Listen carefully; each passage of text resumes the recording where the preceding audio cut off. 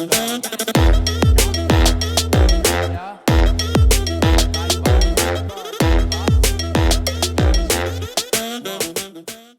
listen, maybe we should just jump in with both feet since it's Monday, huh? I'm going to share my screen and we're going to get rolling January 11th. Say, listen, by the way, everyone, this is a monumental day in history. My wife's birthday today. Oh, awesome. So she was still sleeping when I walked out the door, so I'll have to wish her a happy birthday later. Maybe I'll take her a cup of coffee or something. But yeah, Connie's birthday. I am very grateful for her, and yeah, happy birthday, Connie. We'll get that on the recordings. That I now have witnesses that I actually did not forget her birthday. There you go. All right. And as a gift, you can send her a link to this study. There. So birthday wishes made and gifts provided. Things are getting easier for me as the morning goes on. Well, here we are. We are in January 11th, and Abraham marries Keturah. Just as Isaac is comforted after his mother's death by taking a wife, so Abraham is comforted after Sarah's passing by taking a wife named Keturah. However, all of Abraham's sons, other than Isaac, are eventually sent away, presumably to ensure preeminence to Isaac and his descendants. The record of Abraham's offspring by Keturah lists 6 sons, 7 grandsons, and 3 great-grandsons, regarding whom any future reference is uncertain. Abraham had taken another wife whose name was Keturah. She bore him Zimran, Jokshan, Medan, Midian, Ishbak, and Shua. Jokshan was the father of Sheba and Dedan. The descendants of Dedan were the Asherites, the Letushites, and the Leumites. The sons of Midian were Ephah, Epher, Hanok, Abida, and Eldah. All these were descendants of Keturah. Abraham left everything he owned to Isaac. But while he was still living, he gave gifts to the sons of his concubines and sent them away from his son Isaac to the land of the east. The Genesis record closes its account of Abraham's life with a brief account of his death and burial. Significantly, Ishmael and Isaac bury not only their father, but also, at least temporarily, any hostility which may have come between them over the years. All evidence from this point forward, however, indicates that descendants of these 2 half-brothers will have virtually nothing in common with each other. The single known exception will come when Isaac's son Esau will take wives from the daughters of Ishmael. For now, one of the most significant characters in the unfolding story of God's dealings with mankind is laid to rest. But Abraham will be remembered throughout history as one of the most outstanding men of faith ever to have lived. Abraham lived 175 years. Then Abraham breathed his last and died at a good old age, and an old man of full of years, and he was gathered to his people. His sons Isaac and Ishmael buried him in the cave of Machpelah near Mamre, in the field of Ephron, son of Zohar the Hittite, the field Abraham had bought from the Hittites. There Abraham was buried with his wife Sarah. Ishmael is 89 years old when his father Abraham dies, and he will live for another 48 years. He will have 12 sons and presumably many daughters. Because the Genesis record will soon concentrate exclusively on the life of Isaac and his descendants, a last account of Ishmael and his sons is given at this point.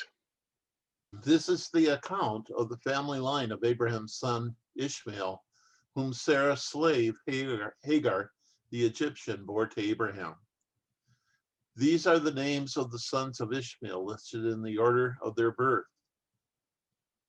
Nebaioth, the firstborn of Ishmael, Kedar, Abiel, and Mibsam, Mishma, Duma, Massa, Hadad, Tema, Jeter, Naphish, and Kedemah. These are the sons of Ishmael, and these are the names of the 12 tribal rulers according to their settlements and camps. Ishmael lived 137 years He breathed his last and died, and he was gathered to his people. His descendants settled in the area of Havilah to Shur, near the eastern border of Egypt, as you go toward Asher. And they lived in hostility toward all the tribes related to them. With the death of Abraham, the Genesis record begins to provide increasing detail regarding the lives of Abraham's descendants. And events are recorded at briefer intervals, whereas major events of the first 2,500 years have been chronicled only as a brief outline. The remainder of the Genesis record provides an in-depth look at Isaac's children and grandchildren. For the most part, the events speak for themselves. The people whose lives are recorded exhibit both the best and the worst of human nature, typifying the moral struggles which encompass the human predicament and pointing up the need for a God who can lift mankind above its own circumstances. The scene for the next 150 years is set when Rebecca gives birth to twins and is told prophetically that these two sons will be the fathers of nations, which will in time struggle with each other for dominance. The account picks up immediately following the death of Isaac's father. After Abraham's death, God blessed his son Isaac, who then lived near Beer Lahai Roi. This is the account of the family of Abraham's son Isaac. Abraham became the father of Isaac, and Isaac was 40 years old when Aram, and sister of Laban the Aramean. Isaac prayed to the Lord on behalf of his wife because she was childless. The Lord answered his prayer, and his wife Rebecca became pregnant. Within her, and she said, "Why is this happening to me?" So she went to inquire to the Lord. The Lord said to her, "Two nations are in your womb. Two people from within you will be separated. One people will be stronger than the other, and the older will serve the younger." When the time came for her to give birth, there were twins in her womb. The first to come out was red, and his whole body was like a hairy garment. So they named him Esau. After this, his brother came out with his hand grasping Esau's heel. So he was named Jacob. Isaac was 60 years old when Rebekah gave birth to them. As Esau and Jacob grow into manhood, they take on individual characteristics and become especially favored. Esau by Isaac and Jacob by Rebekah. The boys grew up, and Esau became a skillful hunter, a man of the open country, while Jacob was content to stay at home among the tents. Isaac, who had a taste for wild game, loved Esau, but Rebekah loved Jacob. An incident having extraordinary consequences is now recorded, which not only gives an insight into the character of each man, but also the important implications for further descent of the people through whom God has chosen to reveal himself. The event involves the transfer of the birthright belonging to Esau, the firstborn of the twins. By that right, Esau would stand to receive a double part of Isaac's estate and take over leadership of the family upon Isaac's death. Once when Jacob was cooking some stew, Esau came in from the open country famine. She said, "Jacob, quick, let me have something of that red stew. I'm famished." That is why he was also called Edom. Jacob replied, "First, sell me your birthright." "Look, I'm about to die," Esau said. "What good is the birthright to me?" But Jacob said, "Swear to me first." So he swore an oath to him, selling his birthright to Jacob. Then Jacob gave Esau some bread and some lentil stew. He ate, drank, and then got up and left. So Esau despised his birthright. Careless and apparently disinterested in the benefits and responsibilities tended to the birthright, Esau unknowingly forfeits his opportunity to be the one in his generation through whom the blessing promised to his grandfather Abraham would pass. Esau's descendants will never be God's special people.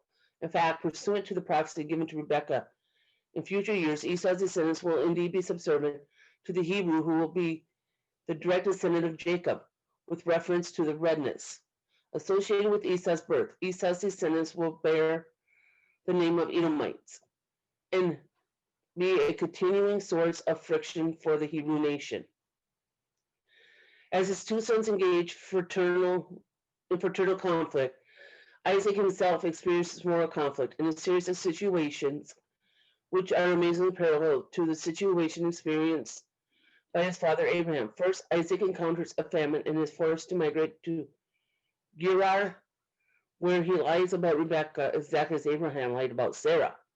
He is then blessed with great wealth as Abraham, and finally has similar disputes over the same wells previously dug by his father. It's interesting to note the influence of a parent in more general sense, the cycles of human behavior, which one can observe throughout history. Now there was a famine in the land, besides the previous famine in Abraham's time, and Isaac went to Abimelech, king of the Philistines in Gerar. The Lord appeared to Isaac and said, "Do not go down to Egypt. Live in the land where I tell you to live. Stay in the land for a while, and I will be with you and bless you. For to you and your descendants I will give all these lands, and will confirm the oath I swore to your father Abraham. I will make your descendants as numerous as the stars in the sky, and will give them all these lands. And through your offspring all nations on earth will be blessed. And everything I require of him, keeping my commands, my decrees, and my instructions." So Isaac stayed in Gerar. When the men of that place asked him about his wife, he said, "She is my sister." Because he was afraid to say, "She is my wife," he thought, "The men of this place might kill me on account of Rebekah because she is beautiful." When Isaac had been there a long time, Abimelech, king of the Philistines, looked down from a window and saw Isaac caressing his wife Rebekah. So Abimelech summoned Isaac and said, "She is really your wife. Why did you say she is my sister?" Isaac answered him, "Because I thought I might lose my life on account of her." Then Abimelech said, "What is this you have done to us? One of the men might have slept with your wife, and you would have brought guilt upon us." So Abimelech gave orders to all the people, "Anyone who harms this man or his wife shall surely be put to death." Isaac planted crops in that land, and the same year reaped 100-fold, because the Lord blessed him. The man became rich, and his wealth continued to grow until he became very wealthy. He had so many flocks and herds and servants that the Philistines envied him. So all the wells that his father's servants had dug in the time of his father Abraham, the Philistines stopped up, filling them with earth. Then Abimelech said to Isaac, "Move away from us. You have become too powerful for us." So Isaac moved away from there and encamped in the valley of Gerar, where he settled. Isaac reopened the wells that had been dug in the time of his father Abraham, which the Philistines had stopped up after Abraham died, and he gave them the same names his father had given them. Isaac's servants dug in the valley and discovered a well of fresh water there. But the herders of Gerar quarreled with those of Isaac and said, "The water's ours." So he named the well Esek, because they disputed with him. Then they dug another well, but they quarreled over that one also, so he named it Sitnah. He moved on from there and dug another well, and no one quarreled over it. He named it Rehoboth, saying, "Now the Lord has given us room, and we will flourish in the land." From there he went up to Beersheba. That night the Lord appeared to him and said, "I am the God of your father Abraham. Do not be afraid, for I am with you. I will bless you and will increase the number of your descendants for the sake of my servant Abraham." Isaac built an altar there and called on the name of the Lord. There he pitched his tent, and there his servants dug a well. Meanwhile, Abimelech had come to him from Gerar with Ahuzath, his personal advisor, and Phicol, the commander of his forces. Isaac asked them, "Why have you come to me, since you were hostile to me and sent me away?" They answered, "We saw clearly that the Lord was with you. So we said, there ought to be a sworn agreement between us and you. Let us make a treaty with you so that you will do us no harm. just as we did not harm you, but always treated you well and sent you away peacefully. And now you are blessed by the Lord. So then Isaac made a feast for them, and they ate and drank.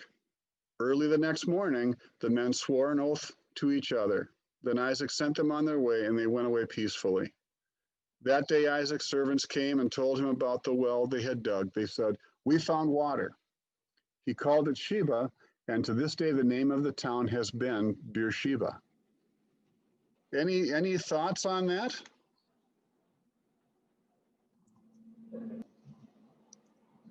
I stumped you with that question, huh? I noticed that you had all the easy names. Yeah. I'm so sorry. Dave, I wasn't paying attention. That's just not right for me to do that. One thing about this that I'll share that I thought is very interesting is how Sarah had a hard time getting pregnant, and went, many years until she was really old. And now we see with Isaac, his Rebecca has a difficult time getting pregnant. But now what's interesting about Isaac, to me anyway, is that as important as a character as he is, there's so very little that's said about him. I mean, he's just really almost a footnote in the whole story. But one of the things that they do say is that he prays. He prays, and I think about, just men in general. Tanya, you'll have no idea what I'm talking about, I'm sure. But when we don't have any control, we often either get really frustrated or we retreat. And it's either fight or flight if we get frustrated. And I have to imagine that for him, when he's out of control, he has no, and this is a lesson for a lot of us, I think, is that there's a lot of times circumstances in life that we have absolutely zero control over. And in this case, her getting pregnant was evidently outside of his control, and yet it was for sure his desire and his wife's desire to have children, and the very promise of God was resting on their having kids as they continue this becoming a great nation. And so the hope of children had to have been very real, and the obvious inability for them to have children became, I think, a poignant moment. And what did he do? He prayed. And as we're in this 21 day of prayer series, just a reminder that when it feels like there is no hope, often in our own strength, there is no hope. But that does not mean the situation's hopeless. Right. And we have to learn to turn quickly to the one who offers hope. And I love that Isaac demonstrates that. Now, what we'll see later, and we'll talk about it again, is that Jacob, he falls really in love with Rachel, right? I mean, madly in love with Rachel. And interestingly enough, they have this same difficulty with fertility, but he does not turn in prayer. And so we'll get to see the example of what transpires when that isn't the case. But when there is no hope, I love the fact that Isaac quickly turns to God in prayer. Awesome. Amen. Tanya, let's have you try your mic again. You've got fans out here that want to know what's on your mind. That whole situation, the whole Rebecca, Isaac, Jacob, all that's just that part in that, it's always this twisted web of all kinds of stuff that has gone on in that family. It is the one story that if I ever thought that my family was really jacked up, all I do is go back to the Bible and look at that one, and I'm very much reassured that there is somebody else worse than my family. So there you go. What caught my attention was actually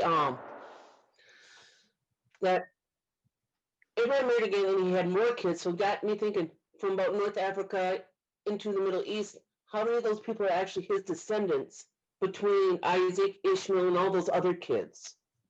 Because so much of that area, there's bickering, there's fighting, like there's siblings. And how many of them are trying to get that promise that was made to Isaac and Jacob and so on. You know, Joy, that's a really interesting perspective because yeah, you think about that. You think about how everybody's trying to jockey for position, right? Everybody wants that for themselves, and time again, we find God working His way through all of this in spite of what the people are trying to accomplish, maybe selfishly, right? Yep. I went to the wealth of the music, and I thought of the song Father Abraham had many sons, and many sons had Father Abraham. I was, you don't really hear about this other wife that Abraham took, or her sons really, and yet they had a lot to do with the area and with the places that that God chose to bring him into effect because of the sons. Yeah, there's a lot of stories out there that we don't get a chance to read or hear, right? You know, like Jenny mentioned, 12, Ishmael's got 12. I mean, there's a lot of people out here, and we're focusing on, again, a particular line, and maybe it's unfortunate, I don't know, because again, there's a lot of wealth and understanding, those family genealogies, and to see how things track. So we're following a thread, if you will. When there's more of this, we're focusing on one particular line as we go through. Let me jump to our questions because we're actually dipping our toe in some of the questions already because of some of the conversations about family. And I didn't see who it was that made the comment, but this first question, what makes children from the same home turn out so differently? There's a lot of research out there about birth order, but what do you think about that? We have birth order, but also wasn't it interesting, hearing how even in the womb, I mean, they were wrestling or warring or fighting, depending upon the text. But and then Jacob is reaching at his heel, and there's even from the earliest sentiment as they're in the womb together, their personalities were in conflict, and they remained in conflict. It's just kind of an interesting aspect of the text that there is an element of personality that's certainly driven by the environment, but there's a whole lot that seems to be baked in, huh? Yeah, and Mark, and I wonder what it must have been like to be the mama while all that's going on. I'm guessing pregnancy is tough enough, but when the kids are already fighting and they haven't even been born, and for a long haul. Other thoughts on that issue of why do siblings turn out so differently? I've got two sisters and a brother, and we're all uniquely different.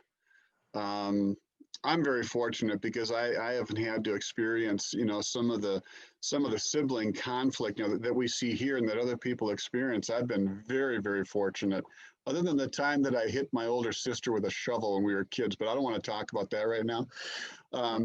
But I'm fortunate in that regard. But what are some of the other factors that you think come into play here? One of the things I noticed is that they were all, so much of this surrounded water and wells. And, in Jesus's ministry, a large portion developed because of a meeting he had with a woman at a well. And Shelley's dad's a well driller. So that struck me. I think too that, go ahead, I'm sorry. No, that's okay, Tanya. No, I think too that like in families, depending on how the parents treat each child. I'm an older child and I hated it. So I hated being the older kid. there was a lot that my mom was a single mom. And so she put a lot of responsibility on me to help her with everything and with my brothers growing up. So I was a snot of a big sister. I will tell you that right now. And Todd, I think I can top you one. I threw my little brother into a couch on purpose. So yeah, he probably won't like that I said that, but I did. But it was, my mom, she didn't really treat the boys with a lot of responsibility they had to do. I had to pick up the slack for everything. The middle son got away pretty much with everything, and the baby pretty much didn't have to do anything because he was the littlest one. Oh, he's small. He can't do that. I'm like, what? But I'm 9. Why should I learn how to wash clothes at 9? So I think it's how each parent, how you treat the child, especially if parents have things in common with one kid more than another, that can cause some favoritism a little bit too in there, and that might cause some hostility with kids going, well, you're dad's favorite because he takes you fishing all the time. Well, I don't like fishing. Well, that's why you and dad don't get along. Same, things like that is why I think sometimes too how we turn out differently. So Kayla or Gabriel was telling me on the way home from school the other day, or actually it was just before Christmas break. I don't know if I mentioned this or not, but we were coming home from school and there's I guess a bully in his class, and he wants me to go talk to the parents about teaching them how to discipline. And I asked him about that. He said, this kid isn't disciplined at all. I can tell. I thought that was pretty astute and awfully funny, since my young lad seems to find himself frequently under dad's discipline. Did he want you to take and wear your chaplain uniform? I don't know, but I'll tell you this: I had to sit on the young lad the other day, and I said, "Is this what that other bully at school needs?" And he goes, "Yes, get off! Yes, that's what he needs." Oh I man. have a younger brother, and we're a lot like Jacob and Esau on how we fight. One thing I noticed is, from talking with my mom, is my brother was told from the time we were little after our father died that it was his job to be the man of the family, to take care of the family, even though he was a child. So, like Kenny was saying, that unneeded or unwanted pressure was put onto him by others, not my mother, others. So I think our environment also plays into how personalities form and how siblings can be so different, because I didn't have that pressure on me. I was able to be a kid. I was able to do the things with the school. I didn't feel like I had to go get a job while in high school. I had none of that. Whereas my brother felt he had to give mom the check that he got at the end from our father's death. He had to work harder than me. He felt he was treated different because of this. And so I really do think people play, other people influence how we end up outside our own family. Yeah. And we really see that played out with Jacob and Esau, don't we? The way, each parent had their preferred child. And, like Tanya, you pointed out that, that dad much appreciated Esau because he was a hunter and fisherman or whatever, the outdoors guy. And mom prefers Jacob because he's kind of likes to hang around the house and do those kinds of things. And so, yeah, very interesting there. What circumstances do you think cause people to act under impulse? Impulse buying, it comes to my mind, as when you hear about impulse and you talk about impulse buying, what are some of the factors you think that go into causing people to act on impulse? That's a really nice, good question there, because I'm not an impulse buyer, but I'm an impulse shopper. I do love to go buy stuff like it. Okay, if I'm really, really mad, if I showed, well, I could show it to you, but I don't have it right now. But my favorite potato chips are the Frito-Lay stacked sour cream. And if you ever see me in Cub or Super One buying 6 of those containers, I am really upset.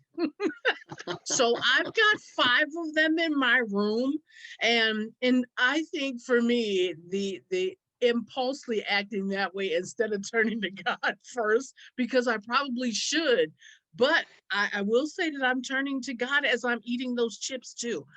But I probably should turn to him first instead of doing something like that, because then I find myself sometimes that I will have lots of snacks that I eat when I'm mad. So I Well, I try think to that's keep it interesting, though. I mean, that idea of impulse eating is as big a problem as anything. I mean, it's like, and what I love about that is, what I don't know what it sounds like when you turn to God in the middle of that. It's like, God, forgive me, forgive me, forgive me, and I'm mad. Or what is that? What does that conversation look like, Daniel? it is actually there's one. It was one the other day. It was just upset about my family. Just sometimes they just don't know how to work together, and I love them, I truly do, but they argue over the littlest things. So I'm mad, and when the household is upset, then I'm upset. So I'm like, you know what? I'm getting out of here. So I went right to come and got me my little 6 things of snacks. And as I was in the car eating them, and I said, Lord, listen, I said, I know that I should not have these chips, and I do apologize for that, but you shouldn't have made them so good. But even still, that's not the point. The point is, I should turn to you instead of these things of chips in here. So do forgive me later on after I eat them all, please. Yes, and help my family in the process. That's usually how it really goes. It's very real prayers as I'm eating. But let me finish the chips first, right, Tanya? Yeah. I love how real that prayer is, though, and how easy and simple prayer can be if we just think of it as conversation with God. I personally, I used to be the impulse eater when anxiety or, like Kay said, you're mad, you're angry, you're crying. I'd be the one that would turn to food. I've beyond with the prayer. I also write out in my journal now that I got from Seth. This beautiful journal Seth got me. My feelings, I work it out now instead of eating. And I found that when I do this and I'm praying as I'm doing this, that I think clear through it all too. So I'm an impulse eater just like Tanya. Or at least I used to be. But yes, I do have to ask God to forgive me when I impulse eat. You know, I do think, and those are such good examples. You know, we have seen recently an example of impulse that turned really quite bad, because I think that, you know, given the events at our nation's capital, there's a certain amount of impulse that went into that event too. And I think sometimes what, you know, the circumstances that can drive us on impulse are oftentimes of the things that are going on around us and what other people are doing that can draw us into a situation that, you know, we should not allow ourselves to be drawn into. But sometimes it's easy to get caught up in a moment, isn't it? Well, if anybody wants to get caught up in my Frito-Lay chips and sour cream, I'd be more than happy to. Go right ahead. That's Yeah. easy. I think that's the impulse and mentality that I think I can work with that, Tanya. I don't want you to eat chips alone. So you let me know next time that you're running into that. You just give me a call, shoot me a text. I'll see if I can't support you in that endeavor. I like what Jimmy said here. As a society, self-control is not our strong suit. Yeah. Yeah, I would tend to, I think that's absolutely right. My mind is going to the fact that never get between a woman and her chips. Yeah, very true. In nature and in human life, we see those are not, that's not a good place to be, Dave. Yeah. Don't go there. I wouldn't want to try to survive that. No. Let me jump to number 4. Why do we tend to ask God for help only after exhausting all other alternatives? I think sometimes we think of God as the last result instead of the first impulse to do, we first thing to do. I know for me is in that same sense is when I'm not thinking when I'm really upset about something, the hardest part, like Joy said too, is that self-control is to calming down and then going, calming down, go to God while I'm in that state. It seems like I had to have something first before I calm down to go to him. But I need to learn to switch that mindset. And when I'm upset about anything, is make him my first choice and not my last result. I also think it's a control factor. When we're in situations where things aren't going right, we want to be able to get the control of it. We want to be able to dictate the story. And so we try everything to dictate how we want the story to go instead of turning to God right away and letting him dictate the story to go the opposite direction, what we're trying, or straight ahead, whatever he's telling us to do. Todd, I don't know how to jump out of sequence, but you went to question 4, and I'm hung up on question 3. Well, When let's not is let it- you be hung up. What's going on? When is it proper, if ever, to exploit a situation or a person's weakness to get something we want? Never. That's what I think. Never. Never. That is very selfish when you do something like that. I mean, and my heart sometimes is, our hearts are wicked. I know mine is sometimes. If I'm thinking I want something, I'm like, no, I have to think very quickly that I don't want to do that thing because that's going to make me very selfish. And I don't want to exploit any more selfishness about myself. So I have to really be careful on that question. So I'm glad you brought that up, Dave. I'm just trying to figure out a proper situation, when it would be proper. I was hoping for Mark's wisdom on this one. I apologize. I'm a little bit distracted as we're getting to our location. So you'll have to handle this without me here. All right. So, when you mentioned that, Dave, I'll tell you the word in that whole question that really bothers me is the word exploit. Yeah. Whenever you are going to take advantage of someone's weakness, when I think of exploit, I feel like it's for me, it's for my sake, it's for my benefit. And so exploitation or taking advantage of someone's weakness really, to me, is a real act of selfishness. And so I guess when I look at that, I think, Tanya, you're the one that said, never. And given the way that it's worded, I'd have to agree with that, because boy, I just don't know when it's ever a good thing to take advantage of someone else's weakness to gain something for me. That's what I see. Any other final comments, folks, as we start to bring her in to a landing? I think it's been nice to have Mark all the way to St. Cloud.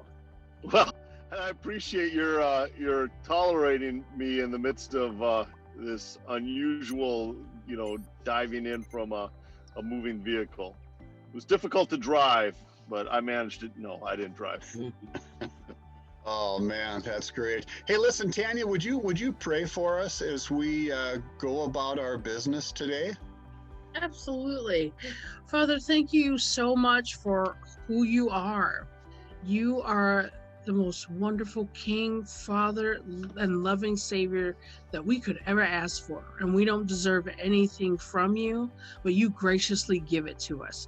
Lord, would you just continue to keep your protective hand upon us as we go about our days, and just would you remind us to seek you first in all things and not let you be a last result. God, everything happens so fast sometimes, but even in that moment, you just have the most wonderful ability to kind of stop time just for a second to give us clarity. Will you always remind us to seek you and get clarity only from you? Wisdom comes from you. Will you give us a higher view of the things that you ask for us, not only just for today, but just for each day and for our families as well, too? So, Father, as we go about in our days, would you just walk each step with us? Would you guide us, give us wisdom, put steel in our spines and make us strong, and just continue to enable us to do the work that you have for us in your kingdom. In your powerful, precious name, I pray. Amen. Amen. Amen. Well, thank you, Tanya. Thank you, Mark, for going mobile, Joy, and David. And thanks for the fun this morning. Really It was enjoyed a it. pleasure to be with all of you. You make it a great day, gang. All right, So, here have we a great go. day, everybody. See Take ya, care, guys. everyone. Have a great day. See you tomorrow.